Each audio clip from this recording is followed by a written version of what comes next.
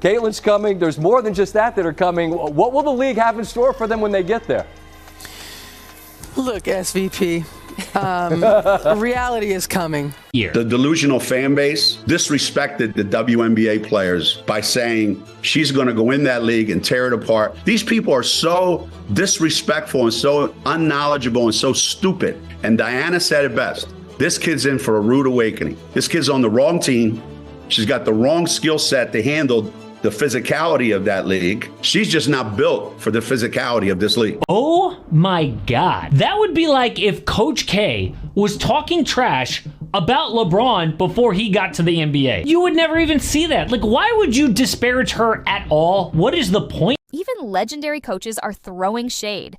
Gino Auriemma, considered the greatest women's basketball coach of all time, called Caitlyn's fans delusional, disrespectful, and even stupid for thinking she could dominate the WNBA. Diana Taurasi also dismissed her chances, claiming Clark wasn't built for the league's physicality. That's like Coach K saying LeBron James wasn't ready for the NBA before he even played. Imagine how wild that would have sounded. So why are these legends so quick to shut her down? Maybe it's jealousy. Maybe it's insecurity. Whatever it is, it's bizarre and totally opposite of what happens in men's sports. You won't believe what happened during a recent WNBA game. Caitlin Clark, one of the most talked about rookies in league history, was poked in the eye by JCS Sheldon, probably accidental, but then it escalated. A clear shoulder bump, intentional this time. When Caitlin pushed back in self-defense, another player, Marina Mabry, saw it as a green light to absolutely body check her to the ground. And get this, no one got ejected, just a couple flagrant fouls. But watch what happens next. Caitlyn's teammate Sophie Cunningham stepped in to deliver some old-school payback. A scuffle broke out, and only then did the refs throw some players out. This set the tone. Caitlin Clark is being targeted, and her teammates know it. But why? But why is that even still a thing in the WNBA? This league has been handed their Michael Jordan, Steph Curry, and they hate her. Why? But the WNBA last year, bless their hearts, finally got a star. And they didn't know that. They couldn't figure it out. Well, we don't want to put too much Caitlin Clark on. Nope, every game. More Caitlin Clark all the time, always. Caitlin Clark is easily the most influential athlete in a team sport since Michael Jordan. Now here's where things get even stranger. Caitlin Clark isn't just a hyped-up rookie. She's arguably the most impactful player to enter the WNBA ever. Yet, from the moment she arrived, the vibe from other players has been cold, even hostile. And don't say it's about race. The players who went at her were white too. There's something deeper going on here. The league, both players and execs, seem to resent her success and popularity. Rather than embracing the visibility she brings, many treat her like an outsider. But why would a struggling league with record-low engagement in the past turn its back on the best marketing gift it's ever had? You're not gonna. Yes, have we ever had teams have to get into larger arenas to play against a team? No, we have not. So if we have more eyeballs on the game and Caitlin Clark brings that, why would we feel some kind of way because she has more television games? I think we have to understand that when one player eats, we all eat. And as we all get more opportunities, it just opens it up for everyone else. And speaking of the NBA, look how different things are there. NBA fans and execs love hyping the next big thing. Is it Anthony Edwards? Could it be Wemby? They're obsessed with finding the face of the league. And guess what? The NBA just landed a $75 billion media deal. They don't need a face, but they still market one. Meanwhile, the WNBA is struggling to grow. Gets Caitlin Clark, the closest thing to a women's Steph Curry or Michael Jordan. And what do? They act like she's a problem. You can't make this stuff up. It's just the structure of the way media plays out race. So last night we read Time magazine where Caitlin Clark was named Athlete of the Year. Why couldn't they have put the whole WNBA on that cover? Watch what happens next. WNBA Commissioner Kathy Engelbert wrote a whole article called How We Did It about the league's 2024 breakout season. And guess what? She mentions Caitlin Clark just twice. Both times her name is lumped in with Angel Reese. No direct credit. Instead, she claims the WNBA app and some internal digital updates were the real game changers. The app? Really? Let's be honest. 3 million people didn't watch the draft because of a modernized app. They tuned in for Caitlyn. So why won't the league just say it? How do you balance making sure you're not just too focused on her, but you also don't want to not focus on her not enough? You know what I mean? Yeah, no, it is a balance, but she's a generational talent. No league's ever about one player, but in this case, Caitlyn brought tens of millions of new viewers into the W, and there's no denying that impact. Now let's talk about Angel Reese. This isn't hate, just facts. The league, media, even the commissioner are pushing the idea that Angel is equally responsible for the WNBA's rise. And so, when Angel repeats this idea herself, people clown her.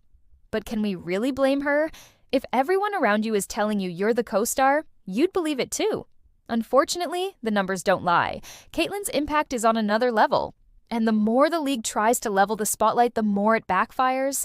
Just wait until you see what happened when Caitlyn got injured. This one's wild. Caitlyn Clark's games made up 14 of the top 16 most-watched WNBA broadcasts last year. 14. Meanwhile, Angel Reese's Chicago Sky only managed to break 10,000 fans in the arena one time. And guess what? It was against Caitlyn's team, and Caitlyn didn't even play that night. Ticket prices plummeted from $393 to $7 on the resale market when fans realized she wasn't suiting up. That's the Caitlyn effect in action. The proof is in the seats and on the screen, whether the league wants to admit it or not. And it was also reported that the Indiana Fever television viewership is also down over 53%. Now, I know a lot of us were expecting some sort of dip since Caitlyn Clark has been out with injury, but I don't think all of us were expecting the entire viewership of the entire WNBA to be down. And this tweet from Christine Brennan really stuck out to me. She said, "One player gets injured and more than half the TV audience for the entire league disappears. Has any other athlete ever had that kind of impact on a sport? Golf without Tiger definitely dropped precipitously on occasion, but not like this. A truly remarkable sports story continues." Now, we've gone over the And then it happened. Caitlyn got injured, and the WNBA felt it instantly. Ratings dropped by 55%. That's not a dip. That's a free fall. Think about it. One player goes out, and over half the audience disappears. This isn't hype, it's reality. Caitlyn Clark brings eyeballs, energy, and excitement in a way the league has never seen. And yet, the very people who benefit from her success seem determined to downplay it. You won't believe what she did the moment she came back. Caitlyn, yesterday you told me that you might be a little bit rusty going into this matchup. How do you feel at this point in the game? I feel pretty good. I think we can play better defense, though. If we just play a little bit better defense, stop them in transition, we'd have a bigger lead than we have. And it feels like a very similar situation to last time we played them here, so we can't have a lapse here to start the fourth quarter. In her first game back from injury, Caitlyn Clark dropped a near triple-double. 32 points, 9 assists, 8 rebounds, and led her team to hand New York its first loss of the season. And how did WNBA legend Breanna Stewart react? She laughed. Because what else can you do when a rookie hits 3 straight Steph Curry-level threes in your face? So, for those saying she's overrated, think again. She's already an All-Star Rookie of the Year and All-WNBA in year 1. It's not just hype anymore, she's the real deal. So what's the real reason behind all the hate? It's simple: resentment. Caitlyn was crowned the face of the league before she ever played a pro game. That doesn't sit well with veterans who've spent years grinding for recognition. Same thing happened to LeBron, remember? His own teammates doubted him before he ever stepped on an NBA court. It's not just a women's sports problem, it's human nature.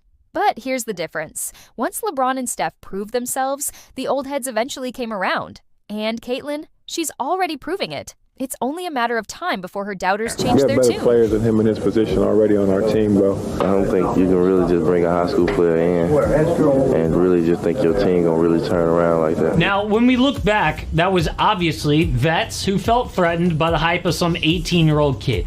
It's human nature. Stopped hating LeBron and Steph once they proved how good they actually were. If you're loving the raw truth behind the drama, the stats, and the future of women's hoops, don't miss out. Subscribe to She Can Hoop 2 for more deep dives, fire takes, and real talk about the players changing the game. You won't want to miss what's coming next.